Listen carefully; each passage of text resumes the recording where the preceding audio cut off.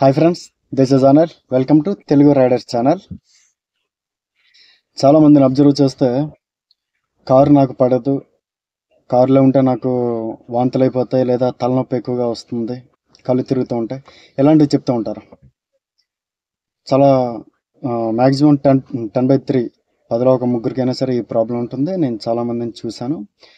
First of all, ఈ problem అనేది ఎందుకు వస్తుందంటే, కారులో ఉన్న స్మెల్ వేరు, కారు బయట ఉన్న స్మెల్ వేరు. Inside air, out side air అంటాం. ఈ ఇన్సైడ్ ఎయిర్ ఏంటంటే అందరికీ నప్పకపోవచ్చు,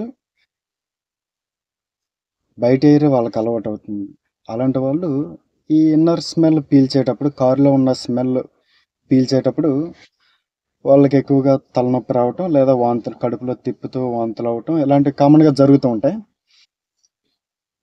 ఇలాంటి వాటికి కూడా కారులో ఆప్షన్ ఉంది. చాలామందికి తెలియక అది వాళ్ళు ఆన్ చేయరు. ఒకవేళ కారు నాకు పడదు, వాంతులు అయిపోతాయి అనుకునే వాళ్ళు మన కారులోనే ఏసీ దగ్గర మనకు సిస్టమ్ ఇచ్చారు, చూపిస్తాను. ఇప్పుడు దాన్ని ఆన్ చేసుకోవాలి కంపల్సరీ. ఒకసారి చూద్దాం. ఇప్పుడు ఎస్, ఇక్కడ చూడండి, ఇక్కడ అబ్జర్వ్ చేస్తే ఏసీ సిస్టమ్ దగ్గరే ఇక్కడ ఈ బటన్ ఉంది. చాలామందికి తెలియదు ఈ బటన్ ఎందుకు వాడతారు ఏంటి అనేది. అలాగే పైన దీని తాలూకు సింబల్స్ కూడా ఉన్నాయి, arrow marks. Car inner side arrow mark ఉంది, ఇది అవుటర్ నుంచి బయటకు వస్తూ ఉంది యారో మార్క్. రీసర్క్యులేషన్ మోడ్ అంటాం దీన్ని, అలాగే దీన్ని ఫ్రెష్ ఎయిర్ మోడ్ అంటాం. మళ్ళీ ఇంకోసారి చెప్తున్నాను, ఇన్నర్ సైడ్ ఉన్నదాన్ని రీసర్క్యులేషన్ మోడ్, అలాగే ఇది ఫ్రెష్ ఎయిర్ మోడ్. ఇది బయట నుంచి ఫ్రెష్ ఎయిర్ లోపలికి వస్తుంది. ఒకవేళ ఈ బటన్ అనేది ఫ్రెష్ ఎయిర్ మోడ్లో కానీ ఉంటే యారో మార్క్ కూడా చూపిస్తుంది, బయట నుంచి ఎయిర్ లోపలికి వస్తుంది, ఫ్రెష్ ఎయిర్. ఇది రీసర్క్యులేషన్ ఎయిర్ మోడ్. కారులో ఉన్న గాలిని ఇది మళ్ళీ ఎప్పటికప్పుడే క్లీన్ చేసుకుంటూ ఇది మళ్ళీ రిఫ్లెక్ట్ అవుతుంది. రీసర్క్యులేషన్ మోడ్ అంటాం దీన్ని.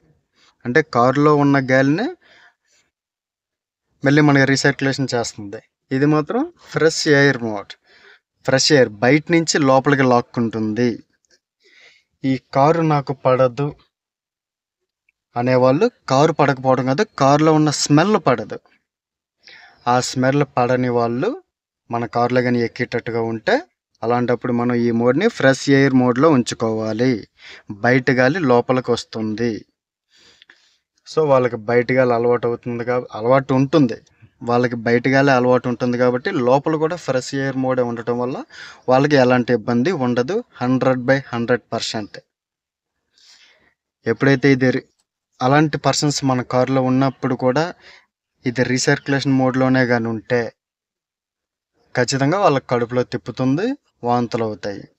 అలాంటి వాళ్ళు ఎక్కగానే మనం దీన్ని ఫ్రెష్ ఎయిర్ మోడ్లోకి మార్చుకుంటే బయట ఉన్న గాలి లోపలికి వస్తుంది కాబట్టి వాళ్ళకి ఎలాంటి ఇబ్బంది ఉండదు.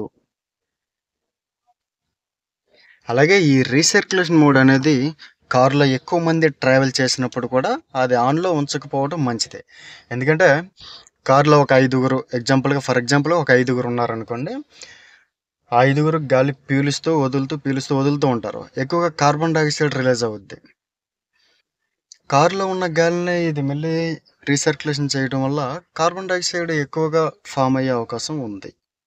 సో ఎక్కువ మంది ఉండేటప్పుడు కూడా దీన్ని ఫ్రెష్ ఎయిర్ మోడ్లో ఉంచుకోవడం మంచిది. బయట గాలి లోపలికి ఎప్పటికప్పుడే వస్తుంది కాబట్టి లోపల ఉన్న వాళ్ళు కూడా ఎలాంటి ఇబ్బంది ఉండదు.